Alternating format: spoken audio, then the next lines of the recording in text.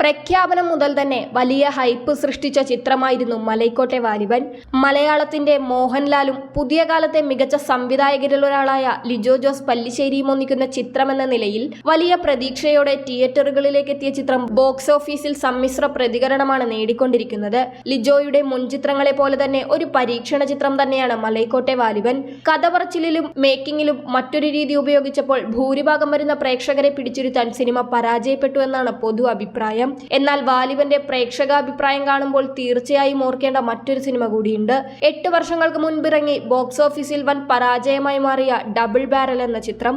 അന്നുവരെ മലയാളികൾ കാണാത്ത തരത്തിലുള്ള ഒരു സിനിമാനുഭവമായിരുന്നു ഡബിൾ ബാരൽ. ഒരു കോമിക് പുസ്തകം പോലെ ഒരുക്കിവെച്ച ചിത്രം അന്ന് വലിയ രീതിയിൽ വിമർശിക്കപ്പെടുകയും ചെയ്തു.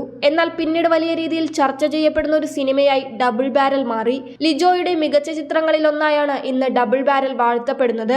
വാലിബൻ വ്യത്യസ്ത അഭിപ്രായങ്ങൾ നേടുമ്പോൾ വീണ്ടും ചർച്ചയാവുന്നത് നടൻ പൃഥ്വിരാജിന്റെ ഒരു പഴയ അഭിമുഖമാണ്. അന്ന് പൃഥ്വിരാജ് നൽകിയ അഭിമുഖത്തിൽ ലിജോയെക്കുറിച്ചും ഡബിൾ ബാരലിനെ കുറിച്ചുമാണ് പറയുന്നത്. കഥ കേട്ടപ്പോൾ വിജയിക്കാൻ സാധ്യതയില്ലെന്ന് തനിക്കറിയാമായിരുന്നുവെന്നും എന്നാൽ പടം ചെയ്തത് വ്യത്യസ്ത സിനിമകൾ ചെയ്യാൻ ആഗ്രഹമുള്ളതുകൊണ്ടാണെന്നും പൃഥ്വി പറയുന്നുണ്ട്. കാലങ്ങൾക്കിപ്പുറം വാലിബന്റെ റിലീസിന് ശേഷം മോഹൻലാൽ ആരാധകരടക്കം ഈ വീഡിയോ വീണ്ടും ഏറ്റെടുത്തിരിക്കുകയാണ്. ഇപ്പോൾ മോശം പറഞ്ഞാലും ഭാവിയിൽ കയ്യടി നേടുമെന്നാണ് സോഷ്യൽ മീഡിയയിൽ പറയുന്നത്. ലിജോ വന്ന് ഇങ്ങനെയൊരു ചിന്ത പറഞ്ഞപ്പോൾ തന്നെ ഇതൊരു വലിയ പരീക്ഷണമായിരിക്കുമെന്ന ബോധ്യം ഞങ്ങൾക്കുണ്ടായിരുന്നു. ഇത്തരം പരീക്ഷണങ്ങളോട് ചെറിയ വീക്ക്നെസ് ഉള്ളൊരു നടനാണ് ഞാൻ.